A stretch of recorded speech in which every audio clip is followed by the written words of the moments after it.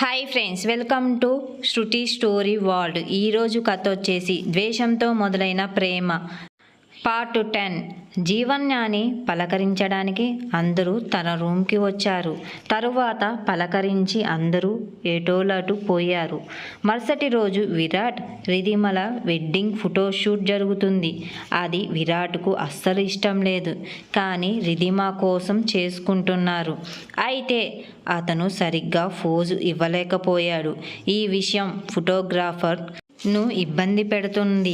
అక్కడున్న మిగతా జనమంతా ఆ దృశ్యాన్ని చూసి ఆనందిస్తున్నారు.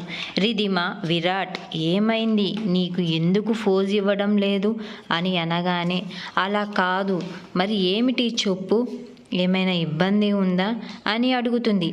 దానికి సమాధానం విరాట్ చెప్పడు. అయితే చెప్పు, నేను ఒక్కదాన్నే ఫోటోషూట్ చెయ్యాలా అని కొంచెం కోపంగా అడిగింది. నాకు అలాంటివి ఇష్టం ఉండవు రిధిమ, అందుకే అలా ఉండాను అని చెప్పగానే, సరే మరి నీ ఇష్టం అని అంటుంది.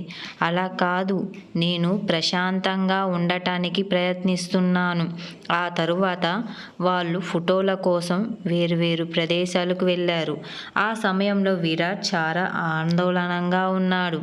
విరాట్, నువ్వు ప్రతిరోజు ఇలాంటి ఫోటోషూట్లు ఎలా చేయగలుగుతావు చెప్పు. ఆ మాటకి రేవంత్, నాకు ఇప్పటికే విసుగు వచ్చేసింది రిధిమ అని నవ్వుతూ చెప్పాడు. మొదట్లో నేను కూడా ఇలాంటి పరిస్థితుల్లోనే ఉన్నాను విరాట్, కానీ ఆ తర్వాత నెమ్మదిగా అంతా సర్దుకుంది. నువ్వు బాధపడమాకు, నీకు కూడా అది అలవాటైపోతుంది అని చెబుతుంది. కానీ నాకు అలాంటి అలవాటు వద్దు. ఆ మాటలకు రిధిమ, మీరు పెళ్ళికి ఒప్పుకునే ముందు దీని గురించి ఆలోచించి ఉండాల్సింది. ఇప్పుడు మీరు ఒక నటిని పెళ్లి చేసుకుంటున్నారు కాబట్టి కనీసం ఇంతేనా చేయాల్సి ఉంటుంది. ఆ మాటలకి విరాట్ తలూపాడు. తర్వాత వాళ్ళు మళ్ళీ ఫోటోషూట్ మొదలుపెట్టారు. ఎన్నో కష్టాల తర్వాత ఫోటోషూట్ ముగిసింది. వాళ్ళిద్దరూ మిగతా వాళ్ళతో కలిశారు. అనుష విరాట్తో మెల్లగా అన్నాడు, నువ్వు ఒప్పుకోవాల్సింది. ఎందుకంటే దీనికి అర్థం ఏమిటి అని అడిగాడు. నువ్వు ఇప్పటి వరకు ఇష్టం లేకుండా ఏ పని చెయ్యలేదు, అలాంటిది ఇప్పుడు నీ భార్య కోసం ఫోటోస్ చేయడానికి ఒప్పుకున్నావు. పెళ్ళికి ముందే నీ పరిస్థితి ఇలా ఉంటే ఇక పెళ్ళి తర్వాత ఆమె మాట విని ఏం చేస్తావో ఎవరికి తెలుసు అని అంటాడు. విరాట్ మిష్కాతో ఫోటోలు చూస్తున్నాడు. రిధిమ వైపు చూశాడు. తరువాత అతను అనుషతో, మిత్రమా, ఎందుకు తెలియదు, కానీ నేను వద్దనుకున్నా కూడా ఆమెను కాదనలేను. ఆమె ముఖంలో ఎప్పుడు సంతోషమే చూడాలని నేను కోరుకుంటున్నాను. ఆమె కోసం నేను ఏమైనా చేస్తాను అని అన్నాడు. ఇది విని అంశు, నీకేమీ కాదు, ఆమెలో నీకేం నచ్చిందో చెప్పరాదు అంతలా? నాకు కూడా అర్థం కావటం లేదు మిత్రమా, కానీ నేను ఆ ఉత్తరాలు చదివినప్పుడల్లా ఆమె నా కోసమే పుట్టింది అని నాకు అనిపిస్తుంది.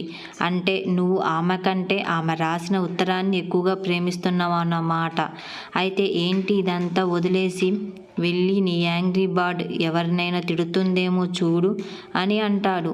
అవును, మీరు చెప్పింది కూడా నిజమే, నేను వెళ్ళి చూస్తాను అని చెప్పి అంశు వెళ్ళిపోయాడు. మిగతా అందరూ తమ పనుల్లో నిమగ్నమయ్యారు. జీవన్య తను గది వైపు నడుస్తుండగా ఎవరో ఆమె చేతిని పట్టుకున్నారు. ఆమె వెనక్కి తిరిగి చూడగా అక్కడ రిషబ్ నిలబడి ఉన్నాడు. రిషబ్ను చూసి జీవన్య ఒక్కసారిగా ఆశ్చర్యపోయింది. రిషబ్, నువ్వు ఇక్కడే ఉన్నావా అని అడుగుతుంది. అవును అని అంటాడు. ఓహో అని అనగా, జీవన్య, నువ్వు నన్ను చూసి చాలా సంతోషపడతావు అని అనుకున్నాను, కానీ దేనికి స్పందించలేదు. ఎందుకు? అలా కాదు సార్, మీరు హఠాత్తుగా వచ్చేశారు కదా, ఊరికే. అవును, ఒక మీటింగ్ ఉంది, అందుకే మీటింగ్ తర్వాత పెళ్ళైనంత వరకు ఇక్కడే ఉందామని అనుకున్నాను. ఎవరికి ఎలాంటి ఇబ్బందులు ఉండవని ఆశిస్తున్నాను. అలాగే సార్ అని తలూపుతుంది జీవన్య. జీవన్య కాసేపు ఆలోచించి, లేదు లేదు సార్, మీకు ఎవరి వల్ల ఎలాంటి సమస్య ఉండదు. అందరూ ఎక్కడ ఉన్నారు జీవన్య? నాకు కనిపించడం లేదు, లేకపోతే వాళ్ళందరినీ కలిసేవాడిని. ఆ మాటలకి జీవన్య, అందరూ ఎవరి పనిలో వాళ్ళు బిజీగా ఉన్నారు సార్, అందరినీ సాయంత్రం కలవచ్చులే అని చెప్పగా, సరే నేను కూడా నా గదికి వెళ్తున్నాను, మనం సాయంత్రం కలుద్దాం అని చెప్పాడు. జీవన్య తలుపు మూసి తన గదిలోకి వెళ్ళిపోయింది. సాయంత్రం రిషబ్ అందరినీ కలిసి పెళ్ళి అయ్యేంత వరకు తను అక్కడే ఉంటానని చెప్పాడు. రిషబ్ని చూడగానే తనూష మైండ్ పూర్తిగా పాడైపోయింది. ఆమె విరాట్ దగ్గరికి వెళ్ళి మెల్లగా, ఈ ఎదవ ఇక్కడ ఏం చేస్తున్నాడు అని అడుగుతుంది.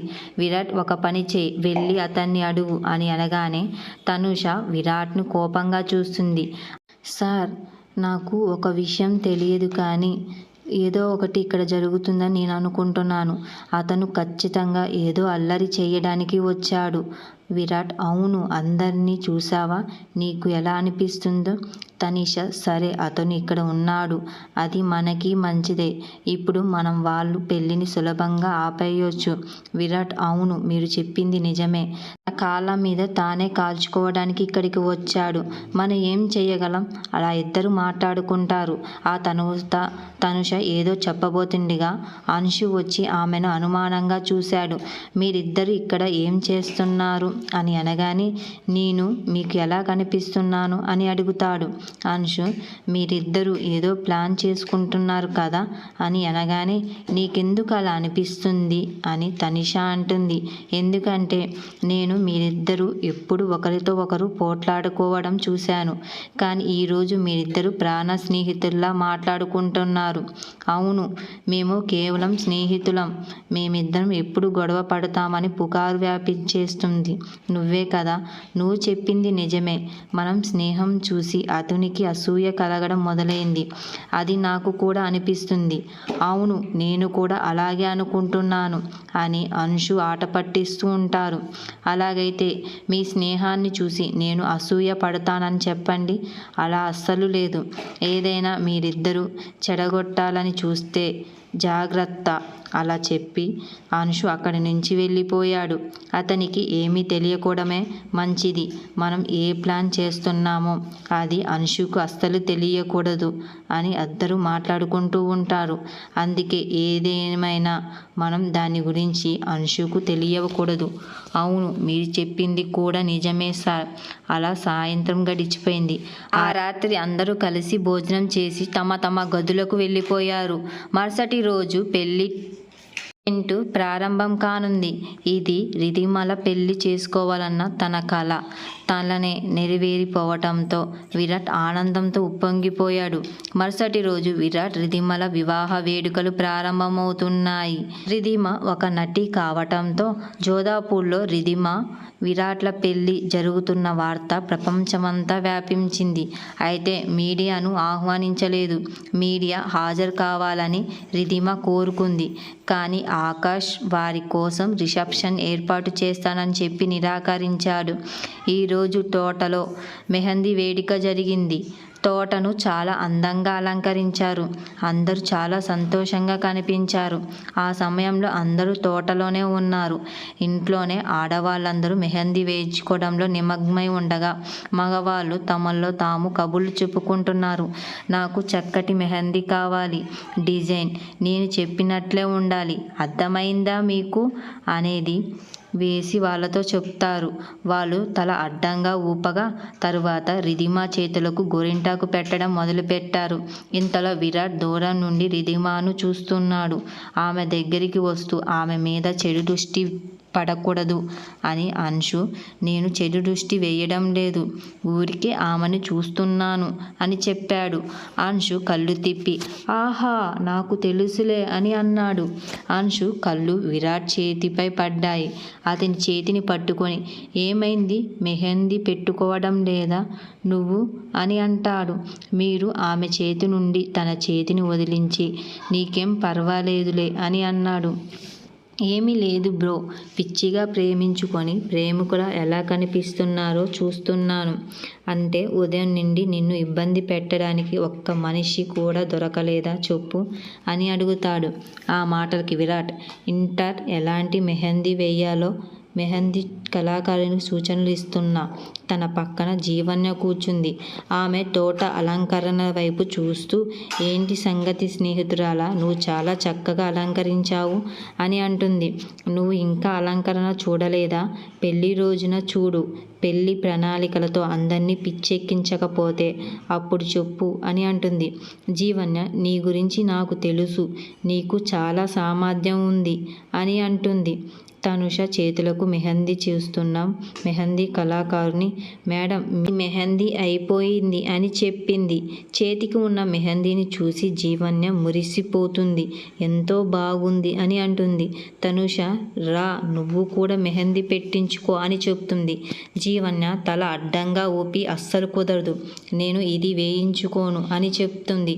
నాకు అది అస్సలు ఇష్టం లేదని నీకు తెలుసు కదా, కానీ ఈరోజు నువ్వు తప్పకుండా మెహందీ పెట్టుకోవాలి అని తనిష చెప్పటంతో ఆమె మాటలను మధ్యలోనే ఆపి మెహందీ ఆర్టిస్ట్ వాళ్ళని పిలుస్తుంది. జీవన్య, నేను ఈరోజు నువ్వు కూడా మెహందీ పెట్టించుకో అని అంటుంది. మెహందీ వేసే కళాకారులు తల అడ్డంగా ఊపి, కానీ ఆమె జీవన్య చేతిని పట్టుకోవటానికి చెయ్యి చాచగా జీవన లేచి పారిపోయింది. తనుష్ కూడా ఆమె వెనక పరిగెత్తి, చూడు జీవన్య, ఏదేమైనా ఏ రోజు నువ్వు మెహందీ పెట్టించుకోవాల్సిందే, ఆగు అని చెప్పింది.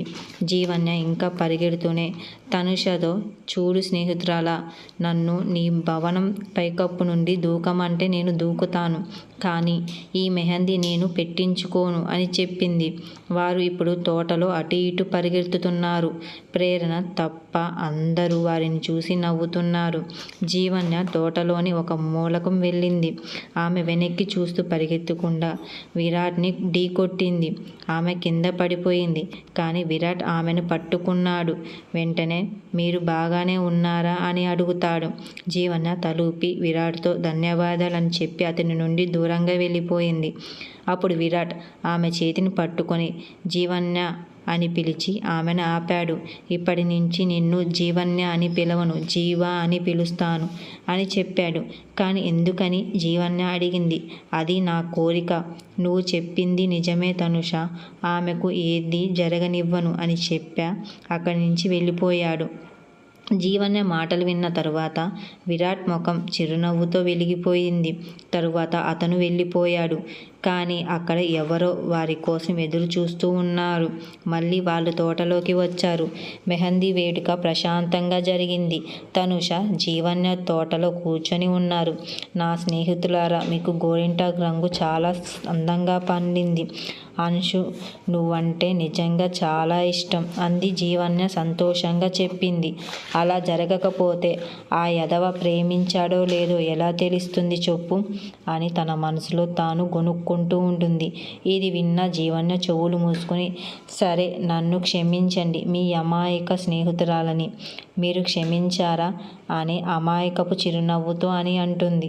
సరే సరే, ఇకపై నటించాల్సిన అవసరం లేదు అని చెప్పి వాళ్ళిద్దరూ కౌగిలించుకుంటారు. ఈ సంభాషణతో సాయంత్రం గడిచిపోయింది. ఇద్దరు తిరిగి తమ పనుల్లో మునిగిపోయారు. ఆ రోజంతా చాలా బాగా గడిచింది. ఇంతకీ విరాట్ రిధిమల పెళ్ళి జరుగుతుందా లేదా అది తెలుసుకోవాలంటే నెక్స్ట్ ఎపిసోడ్ కోసం వేచి ఉండండి ఫ్రెండ్స్. ఇలాంటి మరిన్ని స్టోరీస్ కావాలంటే నా ఛానల్ని సబ్స్క్రైబ్ చేసుకోండి.